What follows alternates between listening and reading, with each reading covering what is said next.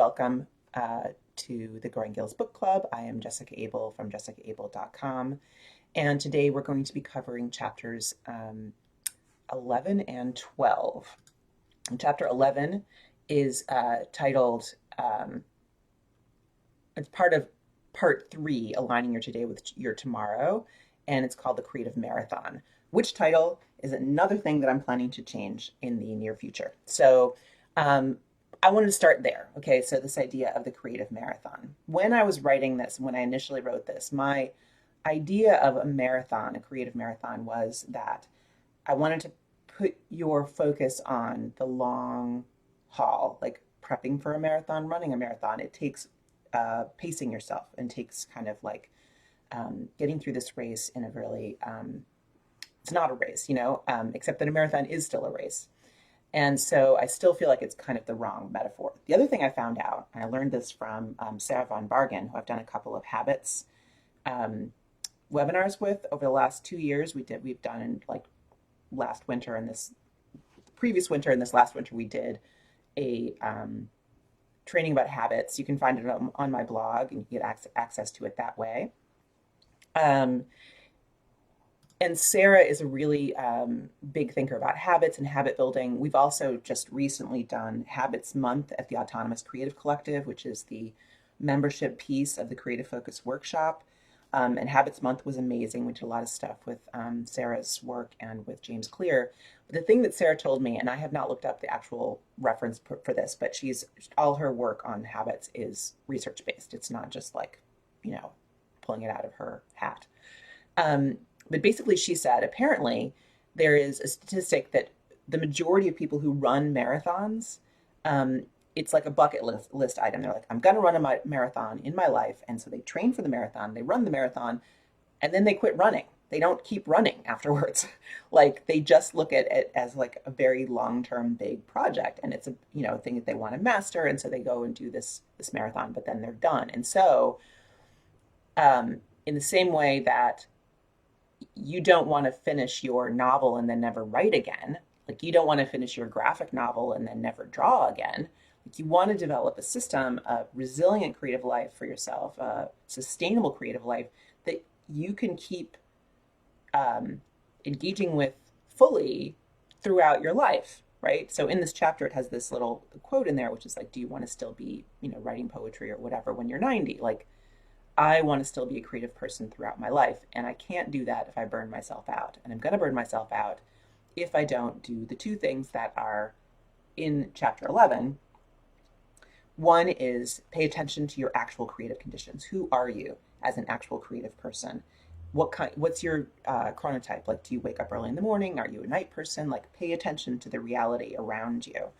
I'm seeing some stuff in the comments about the marathon thing. Yeah. You have to plan what you do when you've done your marathon, says Susie. Susie, I know I've run one. Yes, exactly. Like you have to have a plan for the marathon, like for your running practice after the marathon. Yes, you need to rest for a couple of days, but you need to get right back to it because if not, the habit that you built beforehand is going to fall apart. So that's the two parts. Creative conditions. What are the conditions that support your creativity? And habits. Building habits. I barely use the word habits in Growing Gills, but I refer to it a number of times. In fact, the next meeting we're going to do is the value of routine, chapter 13, which is basically about habits. So I'm definitely, in any revision of this book or any future book that I'll do, I will be addressing habits much more directly because I've realized that just the word habits, it like really helps sort of sink in what I'm talking about. And we've talked about it a bunch here in the book group already, the idea of building habits. So this chapter and chapter 13 both deal with the value of habits and the sort of function of habits in supporting your sustainable and resilient creative practice. It really comes down to putting these habits into place and then trusting the system, trusting that you will produce the things that you intend to produce if you show up over and over again to the work and keep doing the work. So this idea of creating a plan, like Susie was saying, for your running after you run, creating a plan for your creativity after you finish the big project, which I hope is not like jump right into like another, 8 to 10 hours a day of work on the next big project. You need to have this kind of more steady state in order for it to feel sustainable. Um, and to get to the core of this thing with the habits is that, as I think we mentioned this last week when we were talking about a different chapter, the idea of identity change. So when you have a bucket list item of like, I'm going to run a marathon in my life, and then you train for the marathon and you run the marathon. Hooray, check it off the list. Your identity is, I'm a person who fulfills a promise to myself, um, which is great. It's a great identity to have. You know, I'm a person who fulfills a promise to myself and can do something really hard. But if you want to have an identity change from like, I'm an unathletic person to I'm a runner, like that is the identity change you want, you can use the marathon project to change your identity to somebody who is a runner, somebody who runs regularly, somebody who takes care of your body, somebody who cares about exercise. Like that identity change, that core identity change is what's going to help you continue to do the thing after the big project is over. So changing your identity from I'm somebody who tries to make comics to I'm somebody who finishes a graphic novel, that's amazing. Like the big win. I'm somebody who, you know, keeps a promise to myself that I'm going to finish a, say, 10-page comic, right? That's a promise to yourself. It's a big project, takes a long time. That's an identity shift. I'm a person who keeps promises. Awesome. But if you are going to change from a person who tries to make comics to I'm a cartoonist, like that's what I do, that's who I am, and I show up to this work over and over again, that is a different question. And that is a question of habits. It's a question of habits and understanding where this fits in your life. So that is the main thing I want to bring your attention to today is this idea of habits. The other pieces of this chapter that I wanted to bring to your attention are and some of this stuff I think actually, and I will probably do this in a revision, belongs in part one. The piece about creative conditions, like what are your creative conditions? Pay attention to what the things are there, like that are there. That belongs kind of in the chapter, in the part one collect phase of the creative engine piece. And this idea of self-compassion over who you are and not comparing yourself to art or literary heroes. I mean, there's so many books and like, you know, articles and podcasts that we listen to with other people talking about their creative process. And whatever they do becomes a should instantly. Like, well, they get up at 5 a.m. to work, so I should do that. Or they finish everything in 3 hours in the morning and then go play golf. I should do that. That's what I should be doing if I'm a real writer or a real creative of whatever kind. And setting up those shoulds, as we know, not productive, not helpful. And it also really obscures the core of whatever that person is telling you, which is they have a habit. And whatever the habit is fits into their life in some way that's really functional. Like if they're a morning person and working first thing in the morning makes sense for them, then developing a habit of writing at 5 in the morning is going to be a great thing. If they're not a morning person, that is not going to work. Like that is not going to be a good idea. They're not going to be alert until like 11 in the morning or something like that. So maybe it's an afternoon writing session that makes the most sense. They have built a habit over probably many years that really works for them and who they are and fits into their life and also produces what they need it to produce.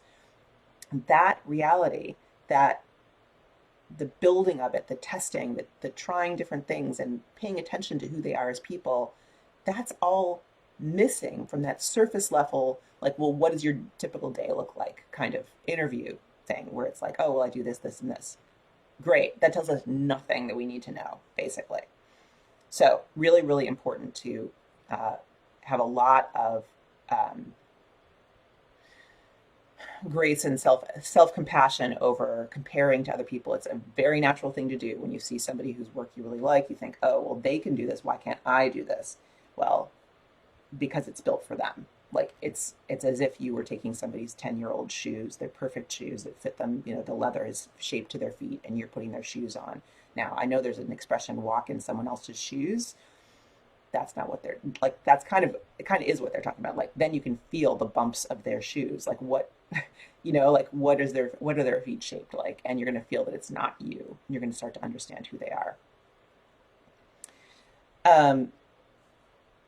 Lisa is saying, I sometimes have a hard time really admiring somebody and or their work and not wanting to become them in some way. So what you're saying makes a lot of sense. Yeah, I think that that's exactly it. Like we do want to become these people, but that doesn't mean we it's a mirror image, right? So wanting to emulate somebody's direction and the kind of work that they do and to work in that kind of mode is one thing, but trying to mirror them and do exactly what they do and hope that the results will be the same is not going to work, right? So those are two different kind of pieces to it. Um, okay. Another piece in this chapter that I really believe actually belongs more in the open loops chapter is this discussion of pressing versus vital tasks. So if you're thinking about like how to use this idea, this is where to use it, is with open loops in particular. Like if you have tasks that you are assigning yourself from your open loops, are they pressing? Are they vital? So the difference is pressing tasks are what um, this comes from a discussion of the Eisenhower priority matrix, where you have things that are important and things that are urgent. And this matrix was designed by I'm forgetting the guy's name, but like a business productivity guy, and into a matrix which is like, is it important? Is it urgent? Is it both? Is it one? Is it the other?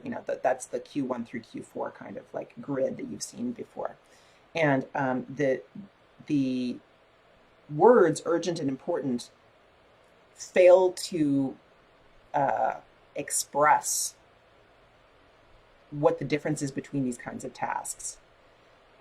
Urgent tasks are pressing tasks. Urgent tasks are things that say, like, do it now because either there's a deadline or, and this is way more common, there's somebody on the other end of this thing. There's somebody whose responsibility, this is your responsibility for this person that is real or imagined. You've made it up. They've asked you for something, whatever it is. There's a person there. That is what creates that sense of urgency. Also, actual deadlines like taxes are due or something like that, right? That's also urgent. But those two things are the things that make things feel urgent. Then there are things that are important. So important is like such a vague word, right? So we brainstormed it and came up with vital, things that are essential to your core, like who you are, the kind of work you want to do, the kind of person you want to be in the world. Those are vital. They're about your vitality, who you are as a person. So those kinds of tasks are things like we're really dealing with here, creating creative work that's very challenging and very difficult. That is vital work. It's also vital work to spend time with your parents or spend time with your children. Like it doesn't have to be something that produces an end result. And often the activities of vital work do not, at least immediately, produce anything. And that's part of why they're so difficult to focus on and to spend time with, because you've got pressing stuff over here, like dragging you by the hair and trying to get you to pay attention to it. So that's that balance there. So that piece, I think, really belongs with open loops. So as you're looking at your open loops list, you're looking at your task list, dividing up what's pressing and what's vital is really, really important.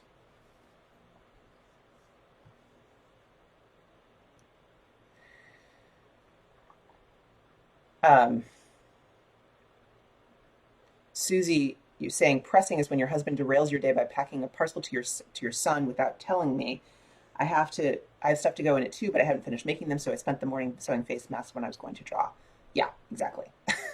that's that's pretty much pressing. I mean, I think the one thing you would do there is you would renegotiate with your husband and say, like, great, I will take this in the afternoon. Don't mail it now. I'm glad you're ready. I'm going to finish these face masks on my time. So that's the way you would handle something like that, assuming it's possible, which is not always the case. Uh, and I think that something that Liz is saying here, pressing versus vital tasks is one of the most useful ideas for me in learning to create time for the things that matter to me and not just the things that are necessary in the moment. Exactly my point.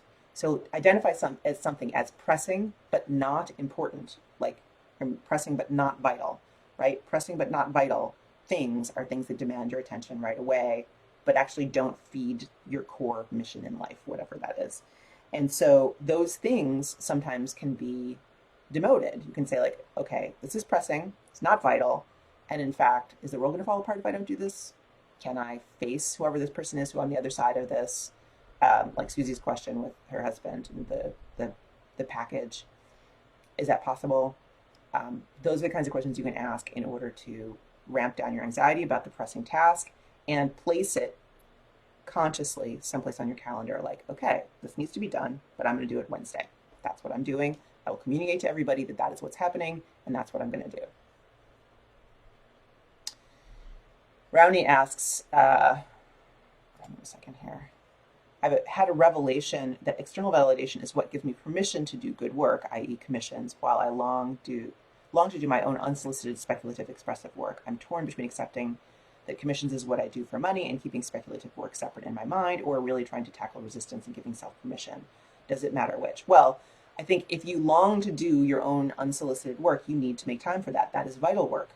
And the commissions that you're doing is definitely pressing, possibly also vital to an extent, but maybe not as much so as your personal work. When something is vital but not pressing, it's very hard to make time for it. And so trying to get your brain around that and understand that is going to be an ongoing issue for you with this work, and then setting up time and parameters and boundaries around that work. Like, this time is for me. I get to do what I want to do, and what I want to do is this personal work on, Tuesday and Thursday mornings, all morning, or, a couple hours a day before I start with everything else. Whatever the thing is that you can negotiate with yourself, you can, set that up. But it's really, really important to get ultra clear that this is vital work that's not pressing. That's why it's difficult, and that's why you need to double down on those boundaries around it.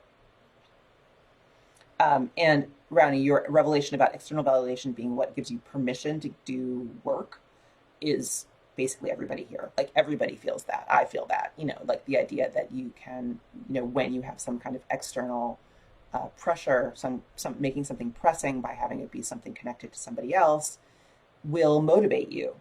And to a certain extent, having a group like this is a way of creating a place where you can create external expectations and other people sort of like paying attention, some kind of accountability for work that you want to do for yourself.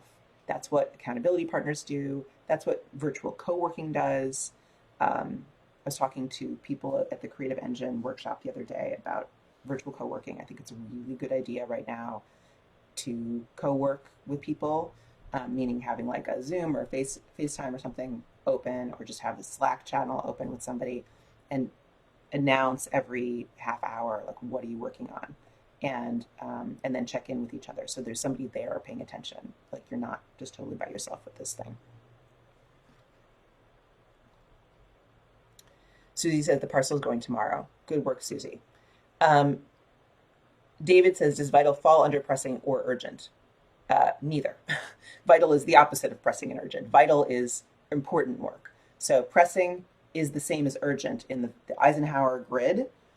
It's just our word for urgent. It's something that's pressing. It's something you need to do, like on a deadline, or somebody's expecting it, or something like that. That is pressing work, whereas vital work is work that's about your own priorities.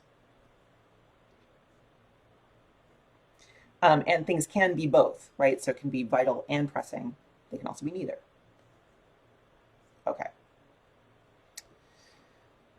Mindy says, virtually co-working, now starting my 4th week, and it's finally beginning to feel like I understand my work habits. Great, that's amazing. So share more about that. Mindy, if you want to create a separate post, I think that would be awesome. I think people would really enjoy hearing about that.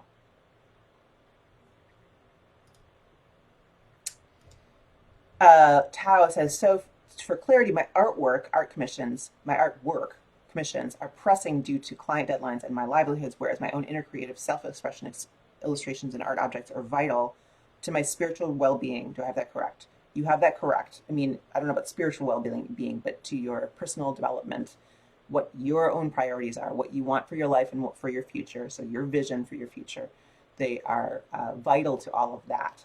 And may also be pressing if you have personal deadlines and things like that. But basically, the living in that box of the grid, which is vital but not pressing, means that you need to double down on boundaries around that work and setting up that work for yourself creating habits around that work. That is why those people you read about in the magazines get the work done that they intend to get done, because they've recognized that this work is what is actually the most important, the stuff that is vital. Um, and sometimes the stuff that's vital and not pressing is actually more crucial than stuff that's vital and pressing. Because as somebody who's a creative professional, you may have work that you really care about that you also are under contract for or something like that. So it's both, right? It's both your livelihood and there's deadlines and all the other stuff, but also it's really important to you. But it's really easy to just continue piling that stuff on and not think about bigger picture stuff like, is this okay? So this is important to me. This is vital work, but is it the work that I need to be doing? Is it the next step that I need to be taking? Or is it just what I'm able to sell that I like and it's important to me, but it's not necessarily the choice I would make given the lack of pressing, if that makes sense.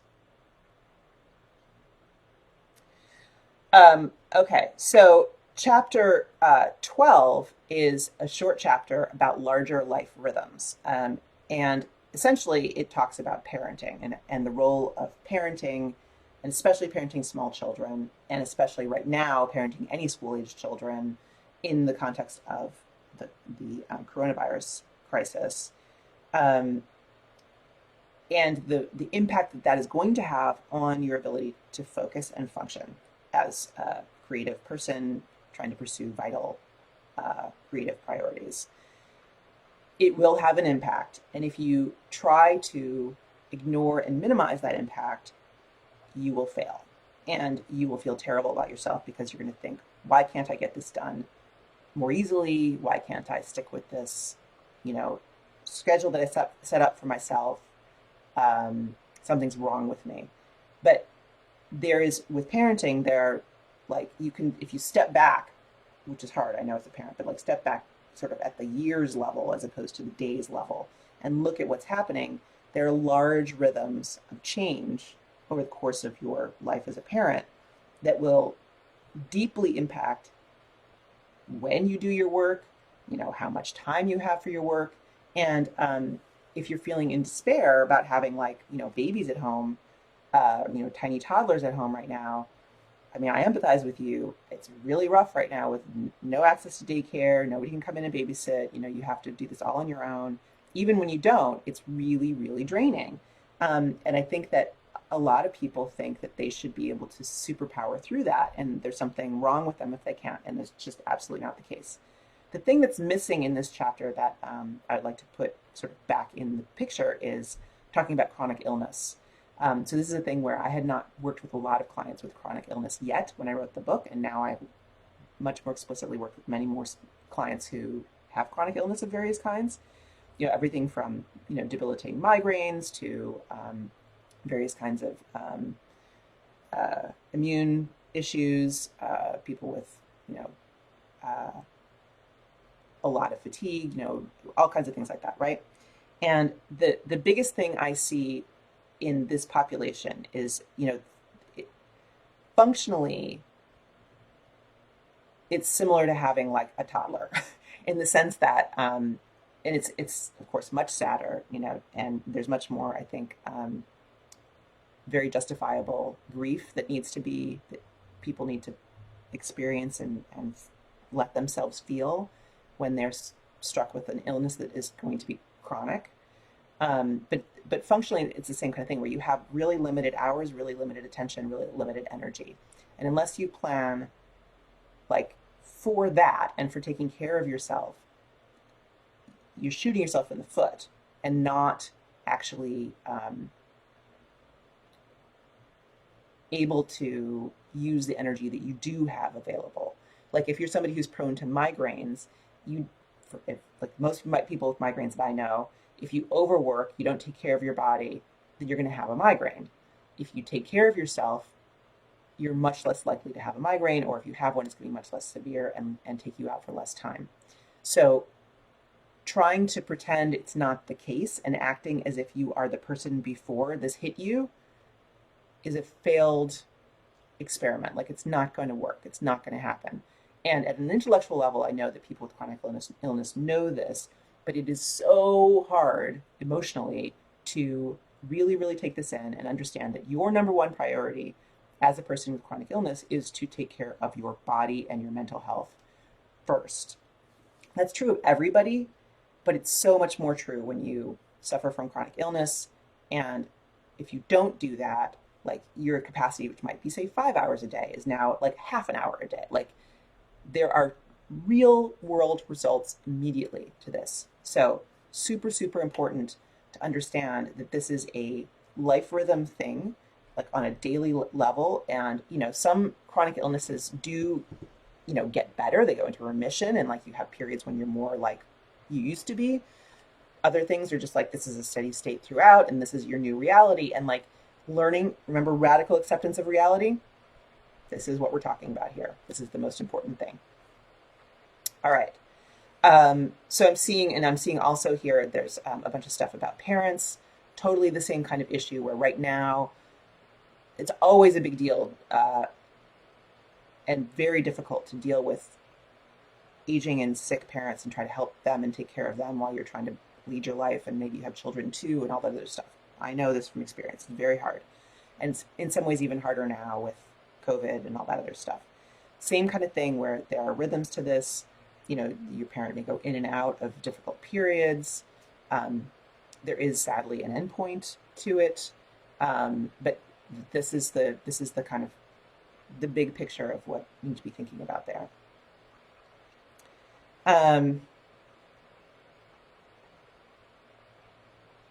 All right, so I'm looking for any questions. Last couple minutes here, not seeing anything in particular, just a lot of yes to empathy and reality. This really gets back to my core thing. Like, I do have a lot of empathy for you. I really do understand all these life circumstances are real and they really do impact your ability to work. And you do have the capability of taking control of your creative work and making your creative work, even if it's in short periods of time, which balance both of those things.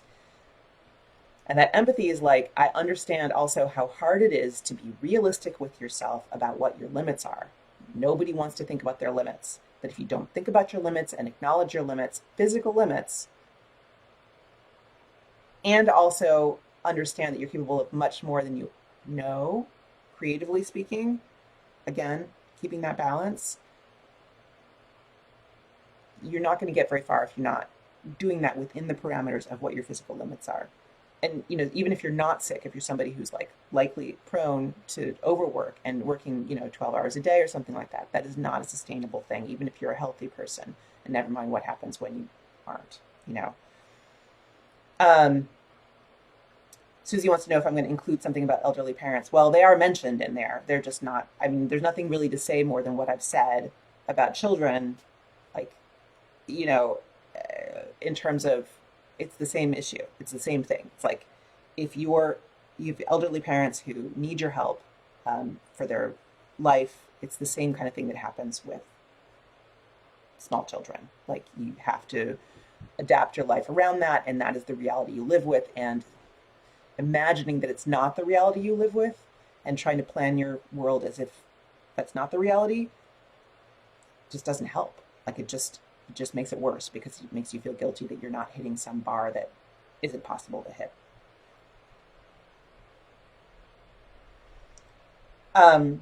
Syl says, would you consider doing a group focused study only with people with chronic illnesses to go in deeper eventually? I probably wouldn't, because I feel like the people with chronic illness who come into the CFW actually do really well and get a lot out of it. And I'm actually preparing another guest post from my star student, Jenny Spotila, who's has ME, myalgic encephalitis, and has very limited ability to limited daily energy, and she's really, really great about this. So I'm not really planning to do a separate thing about this, because I feel like, as I'm saying, like the issues you deal with chronic illness in terms of like self-forgiveness, radical acceptance of reality, planning your time, are the exact same issues that come up when you have an aging parent who needs your help all the time or at unexpected times, which are the exact same issues you have when you have a toddler. Like it's all the same stuff. So I don't really see the value in separating those things out particularly. Susie says, I think there's more fear than with kids. Yes, there is more fear. I mean, obviously it's different if you have chronic illness or if you have parents who are in danger. Like emotionally it's different, but functionally it's not different. That's what I'm trying to say. It's not that it's obviously there's a lot more grief and sadness and like complicated feelings when something bad is happening than with when something good is happening. But they all require the same kinds of responses from us, essentially. Jim asks, what if your problem is the opposite of this? I don't have kids and nothing but time, but feel guilty every day that I can only produce for a couple of hours and burn out every day. And I'm often exhausted, but I feel like I'm spinning in circles. Jim, this is the same. That we're not talking about that today so much, but this is the creative conditions question. This is like, what are your conditions for success? What's going to work for you? And habits and routine are still the answer. So whether you have an hour a day or 15 minutes a day or 10 hours a day, habits are the answer. Habits are how you make this work. Habits are how you build this out. And maybe 2 hours a day is your limit in terms of like concentrated creative work. That's fine. If that's the case, that's fine. As long as you're doing it in such a way that you're not like burning yourself out trying to get to those 2 hours. And that's a question of habit building. That's a question of having everything laid out in such a way that you can, hit it in on a daily basis with limited resistance and anxiety getting into the work. We talked a ton about that in the Creative Engine workshop we did on Friday. I'm going to be sending out an offer for you guys to join the replay of that. So I'm setting that up. It'll be later this week. I'll send out an email with like, opportunity to get access to that workshop that I did, 4-hour workshop. It was really, really great. It was awesome. So keep your eyes open for that.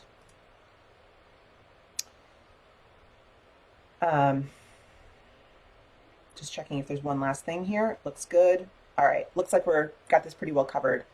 Thanks for being here today. I'll be back on Wednesday. Wednesday we'll be talking about routine. So we're going to be back to habits again, thinking about the values of routine and just getting yourself sitting down. So we'll have a chance to talk a little bit more about habit building at that point. So both if you are on the I have a lot of responsibilities and I'm going crazy side, or like I have not enough going on and I'm feeling crazy side, habits are the answer. Radical acceptance of reality is the answer. It always is. And I'll see you next time.